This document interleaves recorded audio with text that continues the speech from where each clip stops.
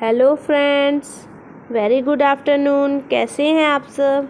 I hope आप सब अच्छे ही होंगे। जैसा कि आप सबको पता है, ये हमारी एसएसटी की सीरीज़ चल रही है। इसमें मैं चैप्टर 1 क्लास 7 का मैं आपको पढ़ा रही हूँ। आइए हम इसका थर्ड पार्ट आज स्टार्ट करते हैं, क्षेत्र और साम्राज्य। अब हम इसमें क्षेत्र और साम्राज्य के बारे में पढ़ेंगे। तो अब हम लोग देखेंगे कि वहाँ के क्षेत्र में, किस क्षेत्र में कौन से साम्राज्य का शासन था, कौन से राजवंश वहाँ साम्राज्य अपना बनाए हुए थे, ये हम जानेंगे। चोल अध्याय 2 यानी चोल वंश के बारे में आप लेसन 2 में पढ़ेंगे। तुगलक लेसन 3 अध्याय 3 यानी तुगलक वंश के बारे में आप लेसन 3 में पढ़ेंगे। मुगल अध्याय 4, तो मुगल वंश के बारे में आप चौथे चैप्टर में पढ़ेंगी। जैसे जैसे बड़े बड़े राज्यों के अंतर्गत कई सारे क्षेत्र आ जाते थे, यानी कई सारे क्षेत्रों के ये जो राजवंश थे, इनके अंदर कई सारे मतलब बड़े बड़े राज्य थे इन लोग के, तो उसमें कई सारे क्षेत्र आते थे। ठीक है, मतलब बहुत सारे क्षेत्रों से मिला के इनका राज्य बना हुआ था। तो चोल वंश, तुगलक वंश, मुगल वंश का। दिल्ली के सुल्तान गयासुद्दीन बलबन 1266 से 1267 की प्रशंसा में एक संस्कृत प्रशस्ति के उदाहरण के लिए अध्याय 2 को देखिए, में उसे एक विशाल साम्राज्य का शासक बताया गया है। अब देखिए, जो गयासुद्दीन बलबन है, यानी जो दिल्ली के सुल्तान थे मुगल वंश में, तो ये तुगलक वंश में थे। ठीक है, तो ये जो बलबन थे, ये दिल्ली के शासक थे, ये दिल्ली के सुल्तान थे। तो इन्होंने इनकी प्रशंसा में बहुत सारी संस्कृत में प्रशस्तियाँ लिखी गई हैं। ठीक है, और उन प्रशस्तियों का आप लेसन 2 में देख सकते हैं। ठीक है, उसमें उसे एक विशाल साम्राज्य का राजा बताया गया है। मतलब कि बलबन का राज्य तो था, वो बहुत बड़ा था, विशाल था। ठीक है, जो पूर्व में बंगाल, गौड़ से लेकर पश्चिम में अफगानिस्तान, गजनी तक फैला हुआ था। यानी देखिए, ये जो बलबन का राज्य था, ये बंगाल से लेकर के गजनी अफगानिस्तान तक था। तो बंगाल में किसका शासन था? देखिए, बंगाल में आपका गौड़ नरेश का शासन था और अफगानिस्तान में गजनी का। ठीक है, ये भी देखते जाइएगा साथ में जी। और इसमें संपूर्ण दक्षिण भारत द्रविड़ में भी आ जाता था। अब इनके राज्य में देखिए, दक्षिण का भी पूरा साम्राज्य आता था, जिसमें बलबन जो थे और द्रविड़ जो थे वे शासन कर रहे थे। बलबन के राज्य में देखिए पूरा आ रहा है, बंगाल, अफगानिस्तान और दक्षिण भारत पूरा। ठीक है, और गौड़ आंध्र प्रदेश, केरल, कर्नाटक, महाराष्ट्र और गुजरात आदि विभिन्न क्षेत्रों के लोग उनकी सेना के आगे, देखिए अब ये जो लोग थे, ये लोग सेना के आगे पलायन कर जाते थे, हट जाते थे। तो यानी जो गौड़ का जो राज्य था, यानी आपका आंध्र प्रदेश, केरल, कर्नाटक, महाराष्ट्र, गुजरात, तो ये सब जगह के लोग जो थे, ये बलबन की सेना को देखकर पलायन हट जाते थे, पीछे हट जाते थे यहाँ के लोग जो थे। ठीक है, यानी इतना बलबन का शक्तिशाली शासक था, तो इसलिए उनकी प्रशस्तियाँ संस्कृत में लिखी गई हैं। अब देखिए, यहाँ नीचे मैप दिया हुआ है ना, तो इस पे देखिए जगह, नदियों का नाम और कुछ ऐसे राज्य का नाम दिया हुआ है। देखिए कितना है, 1 2 3 4 5 6 7 8 9 10 11 12 13 14 15 16 17 18 19 20 21 22 23 24 जो है। ठीक है, तो सबसे पहले है सविस्तान। ठीक है, सब जहाँ 1 लिखा है, यानी ये देखिए, ये जो है आपका ये सविस्तान है पहला। दूसरा है आपका उच्च, दूसरा जो है वो उच्च है। तीसरा है मुल्तान। ठीक है, चौथा है कलानौर, ये आपका अफगानिस्तान की तरफ है। 5वां लाहौर, लाहौर आप समझ ही गए होंगे, जम्मू कश्मीर। फिर छठवां है समाना, उसी के बगल अगल बगल देखिए छठवां समाना है। सातवां है सरस्वती, सरस्वती देखिए ये आपका सरस्वती यहाँ पे आएगा, ये देखिए ये, ठीक है, यहीं ये एरिया की बात हो रही है, ठीक है, ठीक है। और आठवां है कुहराम, नौवां है हासी। अब देखिए 10वां क्या है, ये देखिए यहाँ जो है गंगा यमुना के बीच में, ये क्या है, दिल्ली 10वां, ठीक है। हाँ देखिए 10वां। फिर 11वां है बदायूं, गंगा के पास यहाँ बदायूं है। 12वां है कन्नौज, देखिए कन्नौज आपका गंगा नदी पे है। 13वां है कड़ा, ठीक है। 14वां है मगध, देखिए 11, 12, 13, ठीक है। चौथा मगध। अवध। 15वां है बिहार। 16 लखनौती। 17 जाजनगर। 18 मालवा, देखिए इसमें महत्वपूर्ण मालवा भी था, देखिए 18 है, ये हमारा 18 है, ये है देखिए नर्मदा के ऊपर लिखा हुआ है, ये 18 है आपका, ठीक है। मगध, मालवा। अब देखिए 18, 19वां है गुजरात, फिर देवगिरी, ये गुजरात, ये देवगिरी। अब नीचे देखिए आपका तेलंगाना, तेलंग, द्वार समुद्र, और एकदम नीचे देखिए कादम्बरी नदी के पास है द्वार समुद्र। और 14वां है लास्ट एकदम, 24वां मालवार, ठीक है। सारी नदियाँ, सारे सब राज्य जो है यही है। देखिए ये देखिए मैप किस लिए दिया गया है। मिस्र के सिद्धाउद्दीन अमरी द्वारा रचित मसालिन उल अब्बस की फी ममालिक अल अमसर के अनुसार मुहम्मद तुगलक के राज्यकाल में दिल्ली सल्तनत के अंतर्गत आने वाले प्रांत, यानी देखिए जो तुगलक वंश के समय में जो दिल्ली का कार्यकाल था उसके ये हैं,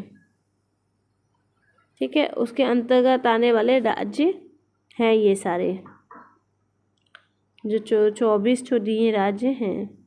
इतिहासकार विजय अभियान के इन दावों को अतिशयोक्ति मानते हैं।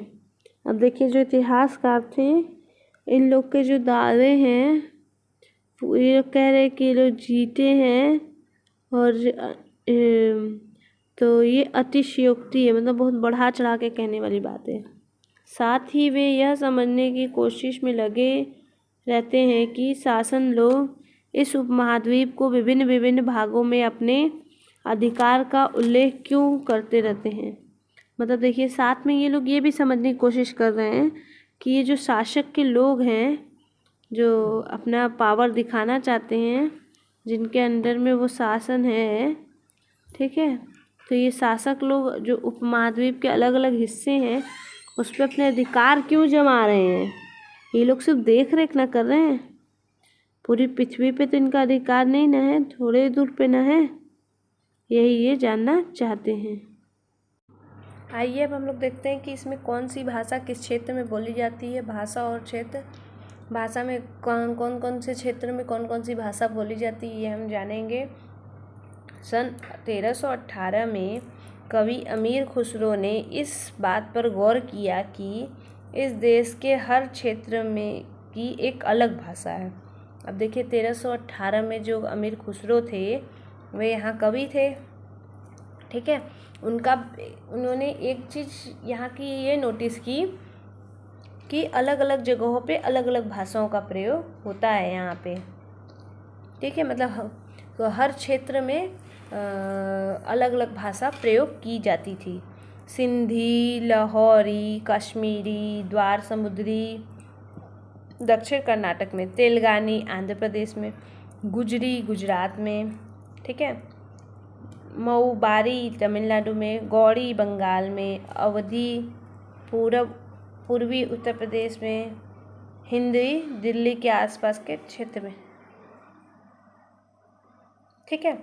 तो यहाँ जो देश थे, क्षेत्र थे, तो वहाँ अलग अलग भाषाएं बोली जाती थी, जैसे कि आपकी सिंधी, लाहौरी, कश्मीर में कश्मीरी बोली जाती थी, पंजाब और लाहौर में लाहौरी बोली जाती थी। ठीक है। द्वार समुद्र जो है दक्षिण कर्नाटक है, वहाँ पे ये भाषा बोली जाती है। और तेलंगाना, आंध्र प्रदेश में तेलंगानी वाली भाषा बोली जाती है। गुजरात में गुजराती बोली जाती है, जैसे गुजरी बोला गया है। ठीक है। तमिलनाडु में मौरबारी बोली जाती है। बंगाल में गौड़ी, ठीक है, बंगाली गौड़ी ये बोली जाती है। उत्तर प्रदेश, पूर्वी उत्तर प्रदेश में अवधी और खड़ी बोली जाती है। ठीक है। और जो हिंदी थी वो दिल्ली के आसपास के क्षेत्र में बोली जाती थी। देखिए, इससे पता चलता है यहाँ अनेकता में एकता है। ठीक है, क्योंकि अलग अलग भाषा होने के बावजूद यहाँ बहुत एकता थी।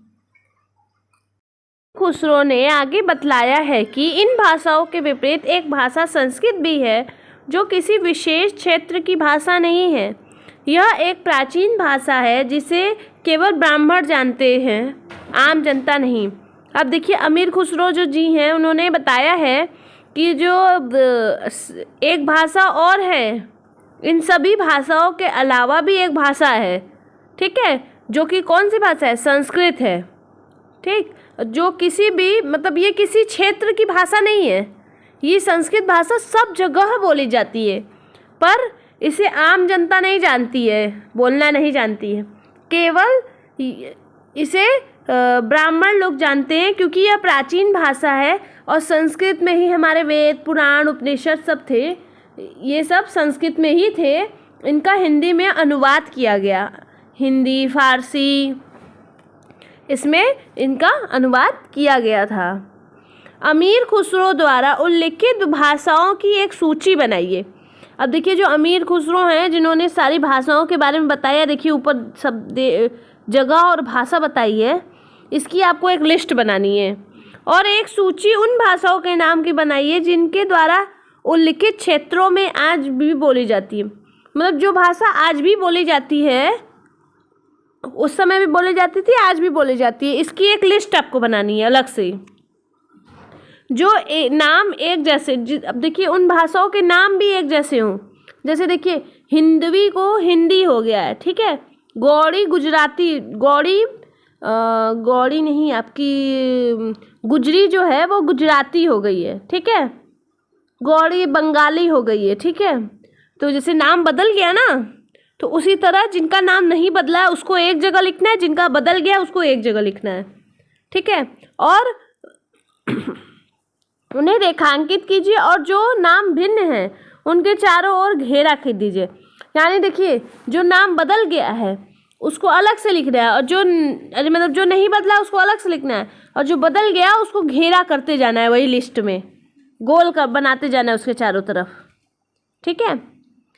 क्या आपने ध्यान दिया है कि समय के साथ भाषाओं के नाम भी बदल गए हैं? तो ये बात सही है, समय के साथ भाषाओं के नाम बदल गए। जैसे हिंदवी हिंदी हो गया है आज। ठीक है। जो पूरे भारत में बोली जाती है हिंदी भाषा, जो यहाँ की राष्ट्रीय भाषा है, उसको हिंदी बोलते हैं। अब हिंदवी से वे हिंदी हो गया। ठीक है। हाँ, सन 700 तक कई क्षेत्रों में अपने अपने भौगोलिक आयाम तय कर चुके थे और उनकी अपनी भाषा तथा सांस्कृतिक विशेषता स्पष्ट हो गई थी। अब देखिए, जो सन 700 था, उस समय के जो क्षेत्र थे उसमें ना भौगोलिक मतलब एक परिवेश था, एक एरिया था, वो डिसाइड हो गया था, तय हो गया था कि इतना एरिया में ही इतना क्षेत्र ये होगा।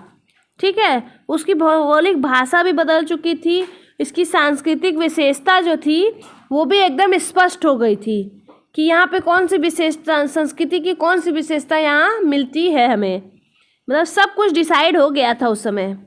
अध्याय 9 में आपको इनके बारे में अधिक जानकारी मिलेगी। अब देखिए, इन सब चीज़ों के क्षेत्र के बारे में, उसकी भौगोलिक स्थिति के बारे में आपको चैप्टर 9 में पूरी डिटेल में आपको पता चल जाएगा, अधिक जानकारी मिल जाएगी। ये क्षेत्र विशेष शासन राजवंशों से भी जुड़ गए थे। अब देखिए जो क्षेत्र थे, ये सब जो क्षेत्र ऊपर बताया है, ये सब जो क्षेत्र हैं ये अलग अलग राजवंशों के में से भी जुड़े हुए थे। ठीक है, क्योंकि जो कुछ राजवंश कहीं ऐड थे, कुछ कहीं थे, तो इनसे जुड़े हुए थे। इन राज्यों के बीच काफ़ी टकराहटें चलती रहती थी। अब देखिए जो राजवंश थे इनके बीच में आपस में लड़ाई होती रहती थी, हमेशा युद्ध चलते रहते थे। कभी कभी चोल, खलजी, तुगलक, खलजी नहीं खिलजी है आपका, ठीक है, तुगलक, मुगल जैसे राजवंश अनेक क्षेत्रों में फैला एक विशाल साम्राज्य भी खड़ा कर लेते थे। अब देखिए कभी कभी ना यहाँ देखिए राजवंश के नाम भी बता रहा है, चोल, खिलजी, तुगलक, मुगल, ये राजवंश भी बड़े क्षेत्र में इनका साम्राज्य, विशाल साम्राज्य खड़ा था। ठीक है, उस समय बहुत बड़े क्षेत्र में इन लोग का राज्य था। ये सभी साम्राज्य समान रूप से स्थिर या सफल नहीं हो पाते थे। अब देखिए ये जो साम्राज्य थे बहुत ज़्यादा बड़े थे, इसलिए ये स्थिर और सफल नहीं हो पाए, क्योंकि एक दूसरे को हराने में सारे राजवंश खत्म होते गए धीरे धीरे। उदाहरण के लिए अध्याय 3 और 4 की तालिका 1 की तुलना करिए। खिलजी और मुगल वंश के शासक कितनी कितनी अवधि तक चले। अब देखिए आपको एग्जाम्पल देना है यहाँ पे लेसन 3 और लेसन 4 में पहले पैराग्राफ में आपके देखिए पहले पैरा में आपके दिया हुआ है, उसमें आपको तुलना करनी है। खिलजी और मुगल वंश जो है इसके बारे में दिया है और इनके राजाओं ने कितने कितने दिनों तक शासन किया ये आपको बताना है। ठीक है, 18वीं सदी में मुगल वंश के पतन के ढलान पर था। अब देखिए 18वीं शताब्दी तो थी, उस समय जो मुगल काल था वो खत्म की ओर था। ठीक है, फलस्वरूप क्षेत्रीय राज्य फिर से उभरने लगे। अध्याय 10 यानी आप देखिए जो क्षेत्रीय राज्य थे, मतलब मुगल साम्राज्य के अगल बगल के जो राज्य थे, तो वो भी मतलब वापस वे लोग अपने, जब ये लोग इन लोग का पतन होने लगा तो जो ये लोग कमज़ोर पड़ने लगे, तो जो अगल बगल के लोग थे, अगल बगल के क्षेत्रीय राज्य थे, वो लोग संगठन बना के एकजुट होकर ताकतवर होने लगे। तो इसके बारे में आपको अध्याय 10 में पता चल जाएगा, यानी चैप्टर 10 में।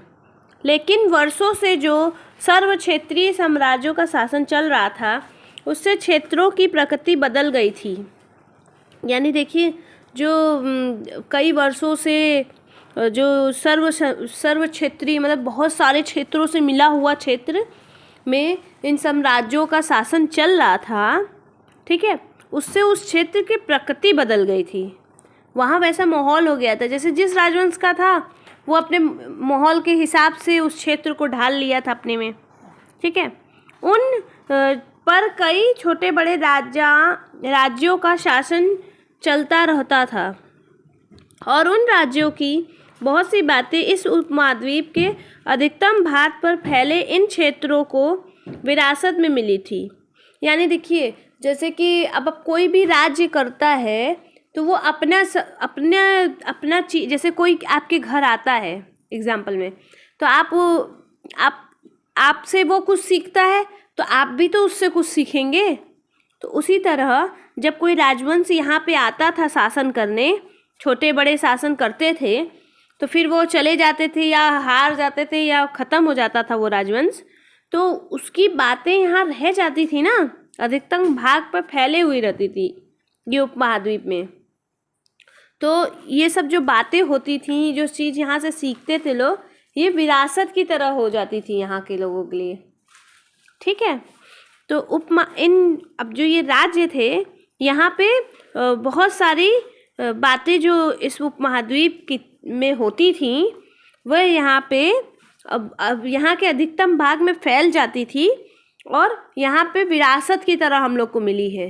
विरासत मतलब कि लोग जैसे कि अब जैसे संस्कृति हमारी विरासत है, वैसे ही उन संस्कृतियों में उनका भी कुछ अंश होगा जो हम लोग के लिए विरासत की तरह हो चुकी है। इस तथ्य का पता हमें उन कई परंपराओं से लगता है जो इन क्षेत्रों में उभरी थी। इन परंपराओं में कुछ एक दूसरी से भिन्न और कुछ एक समान है। अब देखिए हमें क्या पता चला इस तथ्य से, हमें ये इस बातों से हमें यही पता चलता है कि यहाँ पे बहुत सारी परंपराएं जो थी वो इन क्षेत्रों में उभरी होंगी, यानी यहाँ पे आई होंगी, रही होंगी। ठीक है, बहुत सारी परंपराएं होंगी और ये परंपरा जो थी कुछ आपस में ही एक जैसी होंगी तो कुछ एकदम अलग होंगी। तो जो अलग होंगी उनमें से थोड़ा थोड़ा ले लिए, जो एक जैसी होंगी उनमें से ले लिए, तो यहाँ पे नई परंपरा बन गई। ठीक है, एक ऐसी परंपरा हमें प्रशासन, अर्थव्यवस्था के प्रबंध, उच्च संस्कृति तथा भाषा के संदर्भ में भी मिलती है। अब देखिए यहाँ की जो परंपराएं हैं, यहाँ इससे हमें यहाँ के प्रशासन के बारे में पता चलता है। प्रशासन में भी नई परंपरा है, अर्थव्यवस्था के लिए प्रबंध है बनाई थी ये, और उच्च कोटि की संस्कृति और भाषा सब के संदर्भ में हमें मिलती है। मतलब ये परंपराएं हमें हर जगह देखने को यहाँ पे मिली है। सन 700 से 1750 के बीच के 1000 वर्षों में इन विभिन्न क्षेत्रों की प्रकृति एक दूसरे से कटकर अलग अलग नहीं पनपी थी। अब देखिए यहाँ पे बता रहा है 700 से 1750 के बीच का पूरा। ठीक है, तो ये जो हजारों वर्ष थे इसमें जो अलग अलग क्षेत्र में प्रकृति थी ये एक दूसरे से कट के अलग अलग नहीं हुई, पनपी थी, बल्कि ये सब आपस में मिल के एक जैसी हो गई थी बाद में। ठीक है, हालांकि उनके चरित्र की उनकी अपनी विशेषताएं बनी रहती थीं, मगर समन्वय की सर्वक्षेत्रीय ताकतों का प्रभाव भी उन पर पड़ा था। देखिए हालांकि हम लोग को देखिए इससे पता चला है कि सभी सभ्यता संस्कृति एक दूसरे के तरफ झुकाव महसूस की थी। ठीक है, तो इसकी चारित्रिक विशेषता जो थी वो अपने में बनी हुई थी। ठीक है, जो विशेषता थी इस संस्कृति की, सभ्यता की, परंपरा थी, परंपरा में भी जो विशेषता थी वो बनी हुई थी अपने तरफ। ठीक है, उसके चरित्र की विशेषता, पर जो आपस में इन लोग का समन्वय हुआ, समन्वय मतलब आपस में मिली जुली ये लोग, तो ये सर्व क्षेत्रीय क्षेत्रों की ताकत का प्रभाव इन पर फिर भी नहीं पड़ा था। अब देखिए सब तरफ की जो सर्व क्षेत्रीय मतलब सब सारे क्षेत्रों का जो ताकत था उसका प्रभाव भी इन पर नहीं पड़ा था। फिर भी पुराने और नए धर्म, आइए हम लोग इसके बारे में जानते हैं। जैसे कि पुराने धर्म और नए धर्म जो थे वो क्या थे उस समय, हम ये जानेंगे। पुराने और नए धर्म मिल के भी धर्म बन गए होंगे। ठीक है, आज के दौर में पुराने धर्म और नए धर्म मिला के धर्म बने हुए हैं। इतिहास के जिन हजारों वर्षों की हम पड़ताल कर रहे हैं, इनके दौरान धार्मिक परंपराओं में कई बड़े परिवर्तन आए। अब देखिए जो हमारे इतिहास है उसके हम लोग 1000 वर्षों से उसके बारे में जानकारी इकट्ठा कर रहे हैं, उसकी पड़ताल कर रहे हैं।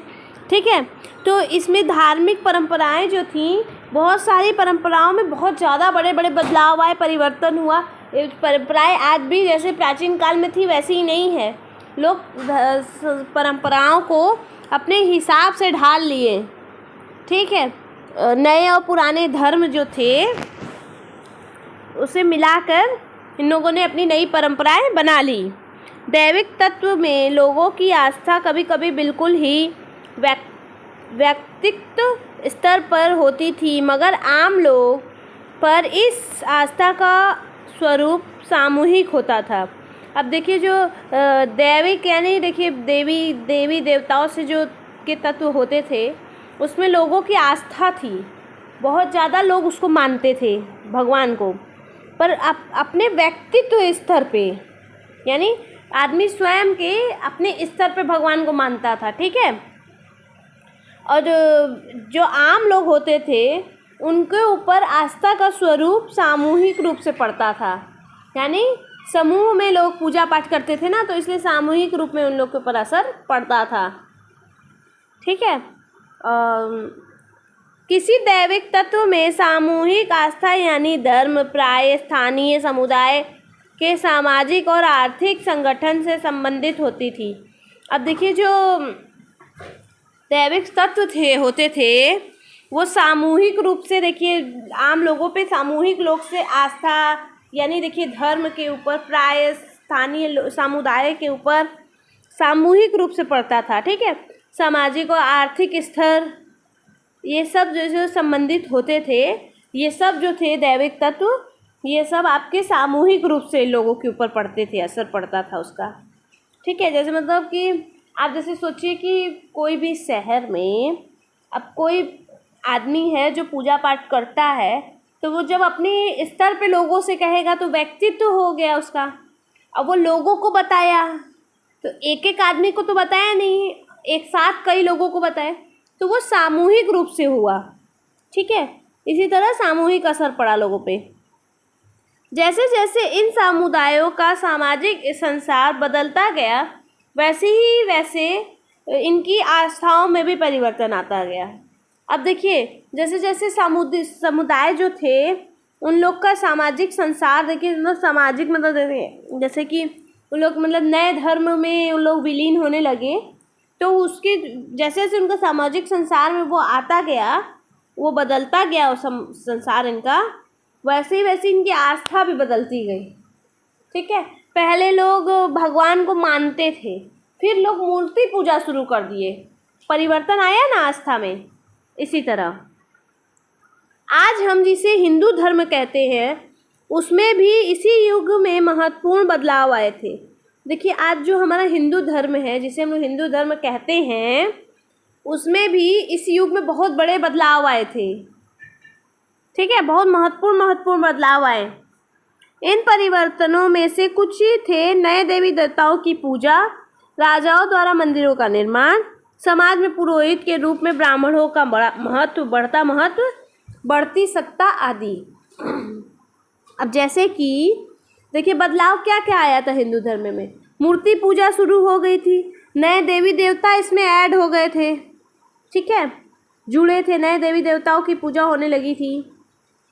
शुरुआत में सिर्फ 3-4 देवी देवताओं की पूजा होती थी, भगवान शिव और भगवान विष्णु और ब्रह्म देवता और आपकी देवी।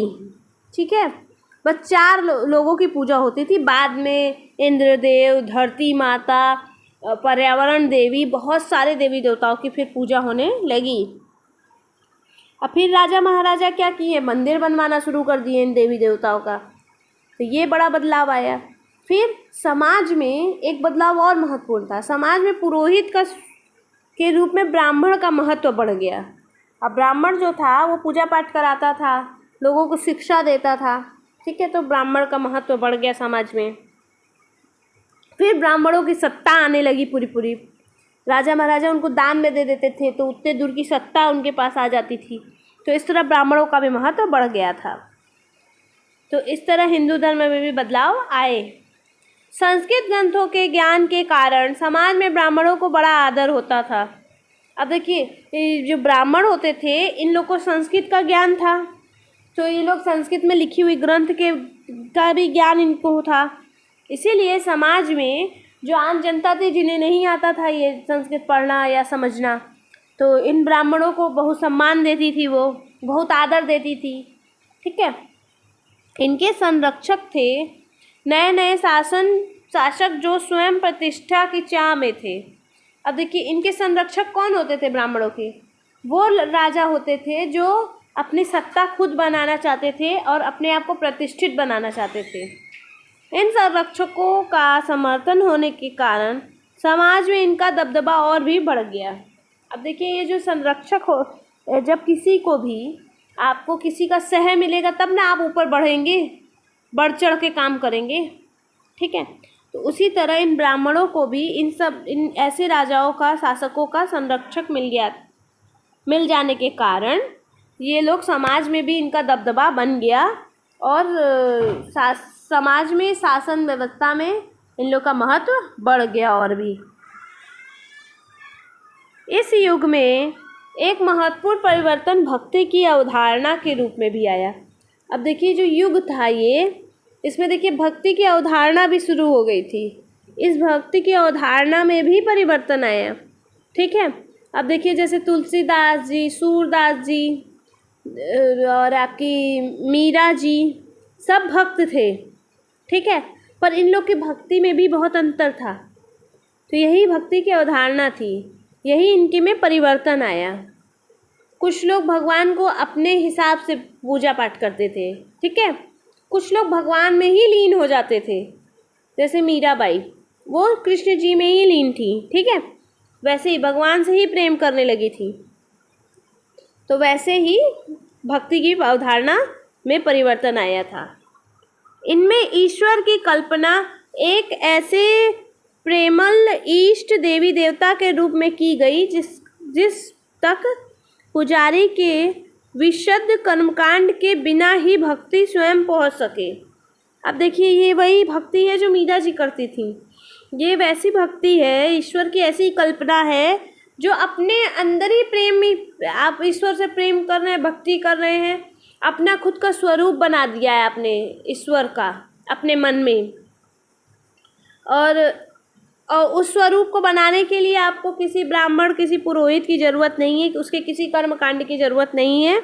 आप तक वह भक्ति स्वयं पहुँची हो, ठीक है। ऐसा इस विषय में और साथ ही दूसरे परंपराओं के बारे में आपको अध्याय 8 में पढ़ने को मिलेगा।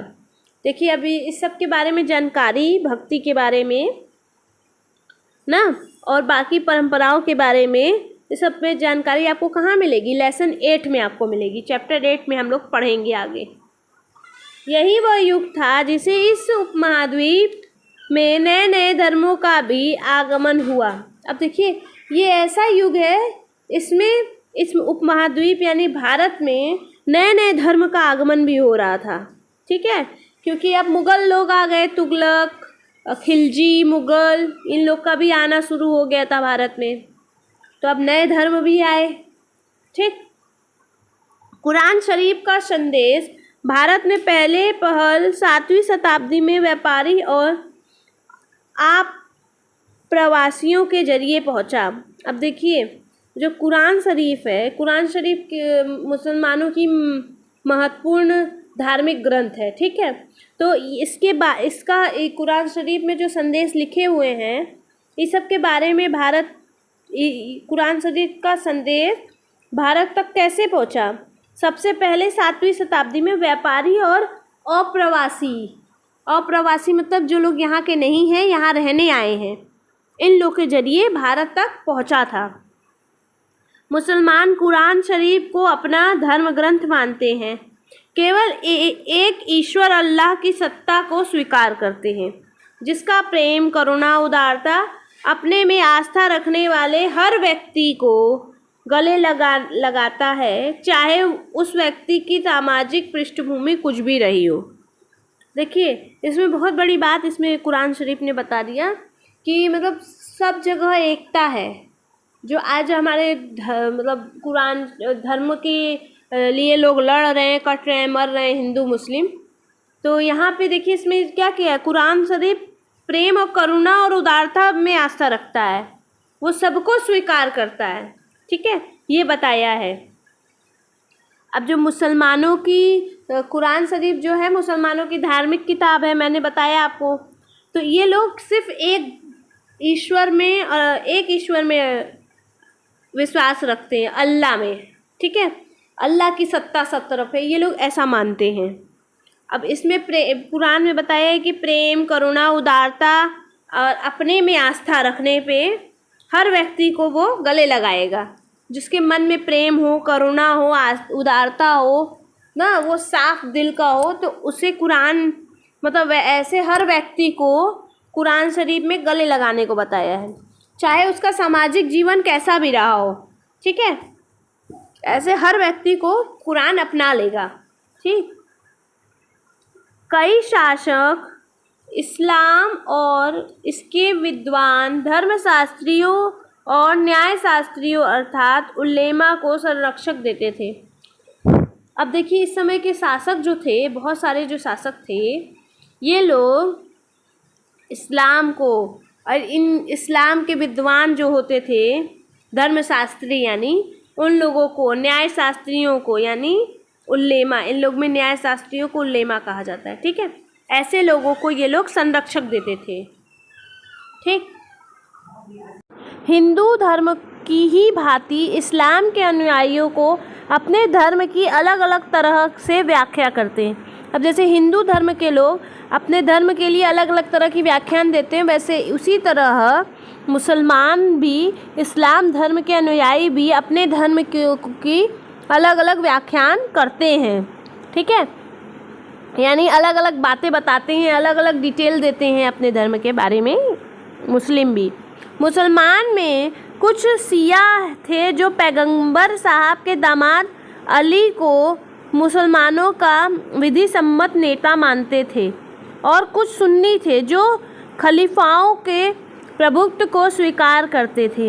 अब देखिए मुसलमानों में भी दो जगह हो गया, एक शिया है, एक सुन्नी है आपका। ठीक है, तो जो लोग शिया होते थे, वे लोग जो पैगंबर जी साहब के दामाद थे अली, उनको अपना नेता, विधि सम्मत नेता मानते थे, यानी उनको अपना गुरु मानते थे। ठीक है, और जो लोग सुन्नी होते थे वो लोग खलीफाओं को अपना गुरु मानते थे।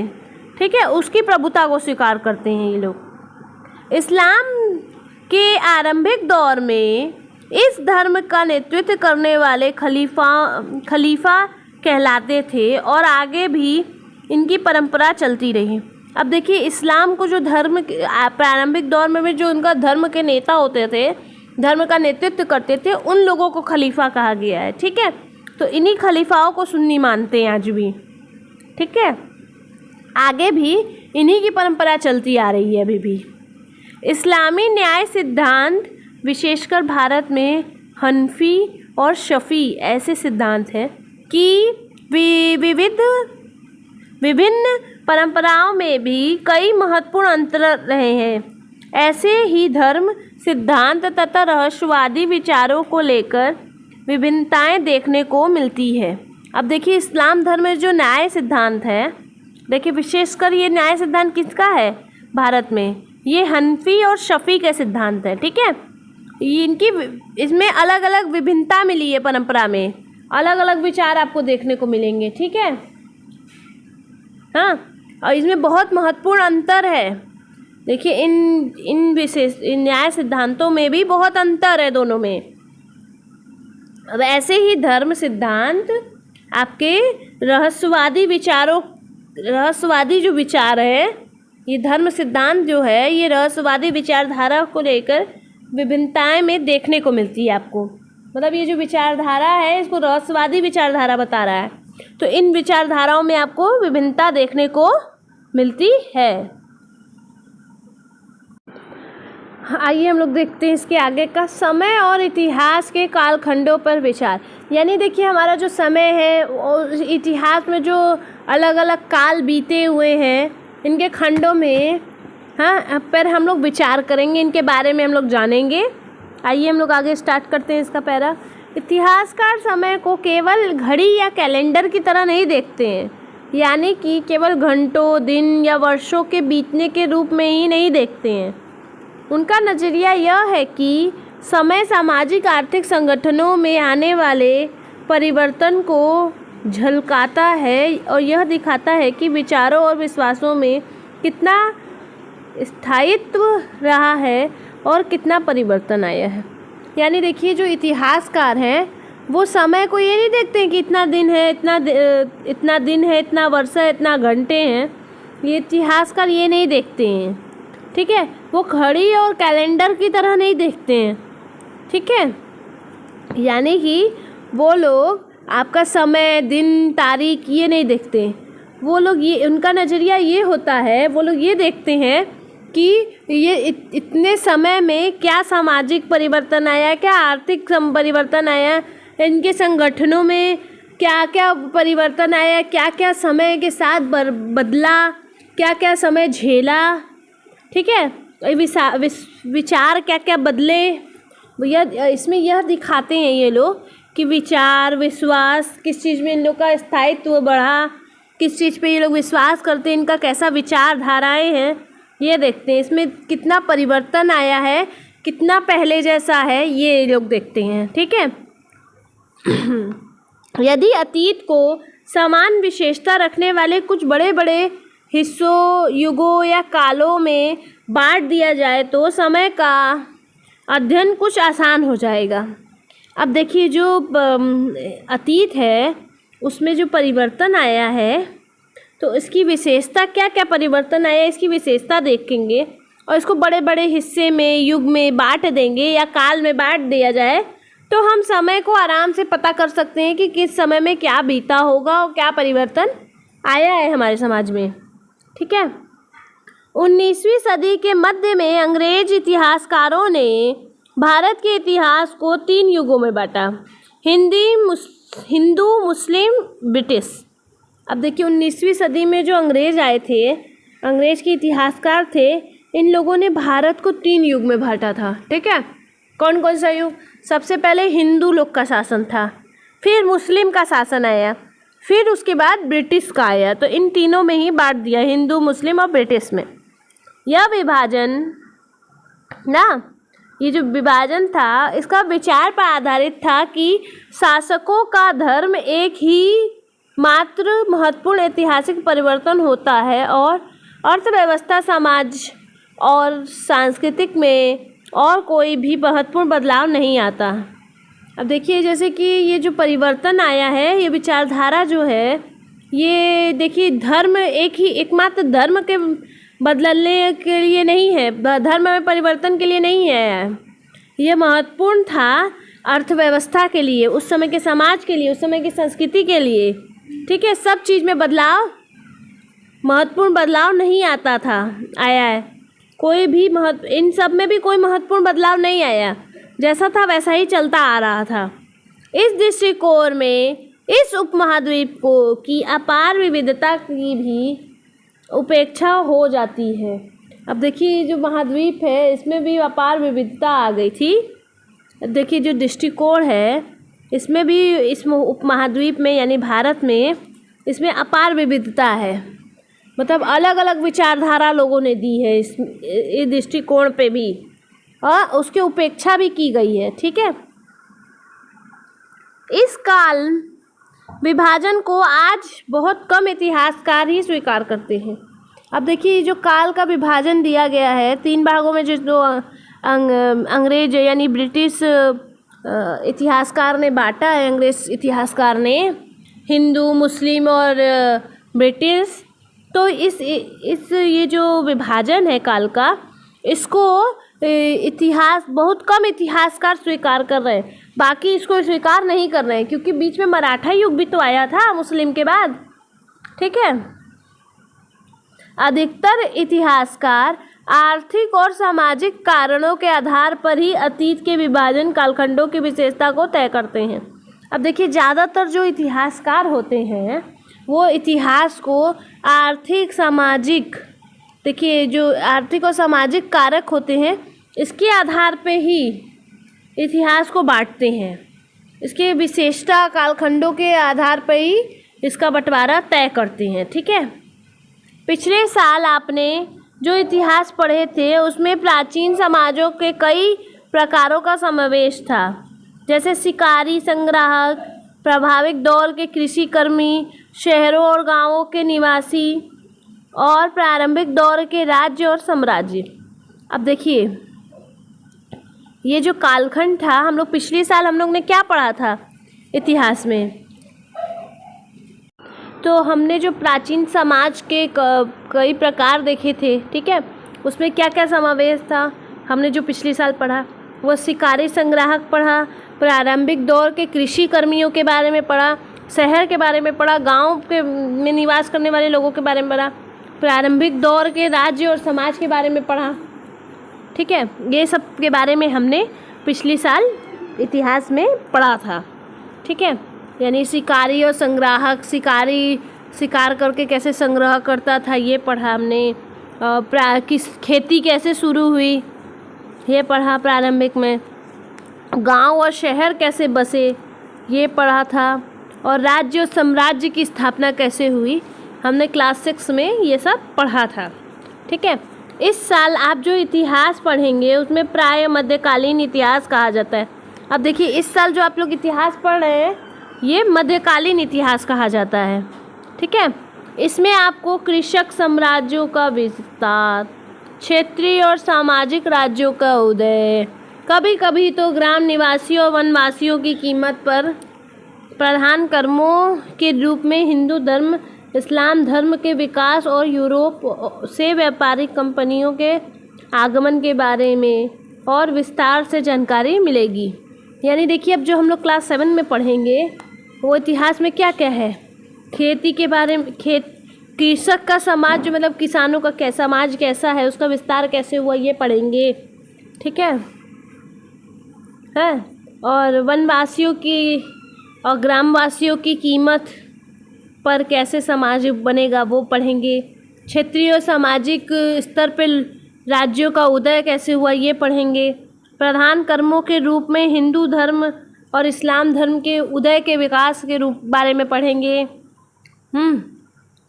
और यूरोप से व्यापारिक कंपनियों का आगमन कैसे हुआ ये पढ़ेंगे। ये सब के बारे में विस्तृत जानकारी हम लोग प्राप्त करेंगे। भारत के इतिहास के ये 1000 साल अनेक बदलावों के साक्षी रहे हैं। अब देखिए, जो भारत में इतिहास जो है ये हमारे 1000 साल के बदलाव, इतिहास में क्या क्या आया भारत के, इसके बारे में, ये बदलाव के बारे में ये साक्षी रहा है हमारा इतिहास। तो यही हम जानकारी पढ़ रहे हैं।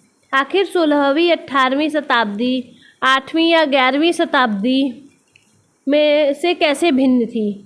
अब देखिए, आखिर आपको इससे ये पता चलता है 16वीं से और 18वीं शताब्दियाँ और 8वीं और 11वीं शताब्दियों से कैसे भिन्न है। यानी आपकी 16वीं 18वीं शताब्दी और 11वीं और 8वीं शताब्दी से ये अलग अलग कैसे है, काफ़ी भिन्न है, यही हमें पता चला यहाँ पढ़ के। ठीक है, इसलिए इस सारे काल को एक ऐतिहासिक इकाई के रूप में देखना समस्याओं से खाली नहीं है। अब देखिए, इसीलिए हम लोग को देखिए इस काल के बारे में ऐतिहासिक जानकारी इकाई के रूप में देखना बहुत समस्या उत्पन्न होता है। ठीक है, ये समस्याएं इतनी, इससे ये भरा हुआ है, खाली नहीं है, ये हमें पता चला। फिर मध्यकाल की तुलना में प्राय आधुनिक काल से भी की जाती है। अब देखिए, जो मध्यकाल है उसकी तुलना इतिहास के आधुनिक काल से भी की जा रही है अब। ठीक है, क्योंकि मध्यकाल में कुछ, प्राचीन काल में कुछ था, मध्य में कुछ रहा, आधुनिक में एकदम आधुनिक हो गया, तो विभिन्न भिन्नताएँ तो आई ना सब में। आधुनिकता के समय साथ भौतिक उन्नति और भौतिक प्रगति का भाव भी जुड़ा हुआ है। इससे आश्चर्य यह निकलता है कि मध्यकाल रूढ़िवादी था और उस दौरान कई परिवर्तन हुआ ही नहीं, लेकिन हम जानते हैं कि ऐसा नहीं था। अब देखिए, आधुनिकता जो है वो भौतिकवादी उन्नति और भौतिक प्रगति का भाव से जुड़ा हुआ है। ठीक है, यानी जो आधुनिकता है ये भौतिक उन्नति यानी भौगोलिक उन्नति से और बौद्धिक उन्नति यानी बुद्धि के स्तर पे भी प्रगति का भाव, इससे सब मतलब हर तरीके से जो भाव है आधुनिकता का ये जुड़ा हुआ है और इसमें प्रगति हुई है। इससे आशय ये हम लोग का मतलब इससे आशय ये निकलता है कि मध्यवादी जो मध्यकाल था ये रूढ़िवादी है और इसमें कोई भी सामाजिक परिवर्तन नहीं हुआ है, इन लोग का कहना है। लेकिन ऐसा हम जानते हैं कि ऐसा कुछ भी नहीं है, वो यहाँ बहुत सारे परिवर्तन हुए हैं। इन हजारों वर्षों के दौरान इस उपमहाद्वीप के समाजों में प्राय परिवर्तन आते रहे हैं और कई क्षेत्रों की अर्थव्यवस्था तो इतनी समृद्ध हो गई थी कि उसने यूरोप का व्यापारी कंपनियों को भी आकर्षित करना आरंभ कर दिया था। अब देखिए, जो 1000 वर्ष में यहाँ बदलाव आए कि यहाँ जब डेवलपमेंट हुआ, विकास होने लगा यहाँ इस वो उपमहाद्वीप में यानी भारत में, यहाँ के समाज में इतना परिवर्तन आते रहते रहे कि कई क्षेत्रों की अर्थव्यवस्था बहुत बढ़ गई थी, इतनी समृद्ध हो गई कि यहाँ के जो यूरोप के व्यापारी थे वो लोग आकर्षित होने लगे यहाँ की तरफ, भारत की तरफ। ठीक है, यहाँ आना प्रारंभ कर लिया था इन्होंने, आकर्षित होने लगे थे ये लोग। इस पुस्तक को पढ़ते समय आप परिवर्तन के चिन्हों तथा यहाँ सक्रिय ऐतिहासिक प्रक्रियाओं पर ध्यान देते चलें। अब देखिए, आप ये किताब जब पढ़ रहे हैं, जो मैं पढ़ रही हूँ, इसे आप जब पढ़ेंगे तो आप ये ध्यान दीजिएगा कि यहाँ पे परिवर्तन के चिन्ह बताए गए हैं कि कैसे यहाँ परिवर्तन आया, कैसे ये विकसित हुआ, ये यहाँ के ऐतिहासिक प्रतिक्रियाएं जो थी वो कैसे सक्रिय हुई, इन पे आप ध्यान देते हुए चलिएगा, ध्यान देते हुए इसे पढ़िएगा। और जब जो भी संभव हो, इस पुस्तक में आप जो पढ़ रहे हैं उसकी तुलना आप पिछले वर्ष पढ़ी हुई बातों से करने की कोशिश करें। अब देखिए, यानी आप क्लास 6 में, पिछली साल आपने क्लास 6 में जो भी चीज़ पढ़ा है उससे इस समय जो आप पढ़ रहे हैं, इन सब बातों में आप तुलना करने की कोशिश ज़रूर करिएगा। जहाँ भी संभव हो यह देखें कि कहाँ बदलाव हुए हैं और कहाँ नहीं। अब देखिए, ये भी देखते हुए चलिएगा कि आप कोशिश एकदम करते रहिएगा कि पिछले वर्ष से इस वर्ष में कहाँ कहाँ बदलाव हुए हैं और कहाँ कहाँ अभी नहीं हुए हैं। और आज अपने आसपास की दुनिया पर नज़र डालकर भी यह देखें कि और भी क्या कुछ बदला है या वैसा ही रहा है। देखिए, आपको किताब की दुनिया से तो आपको देखना ही है, और जो आपकी बाहर की दुनिया है, आसपास की दुनिया है, इसमें उस समय से और अब में क्या परिवर्तन आया है, ये भी आपको अपने नज़रिए से देखना है। ठीक है, और इसमें क्या बदला है और क्या नहीं बदला है, ये आपको देखना है और इसे बताना है। ठीक है, इसको समझना है। यहाँ हमारा ये फर्स्ट चैप्टर ख़त्म होता है। आई होप आपको ये वीडियो समझ में आया होगा, और फिर भी कोई डाउट हो या प्रॉब्लम हो तो आप मुझे कमेंट सेक्शन में कमेंट करके पूछ सकते हैं। Thank you so much. मेरा वीडियो पसंद आया हो तो please like, subscribe to my channel.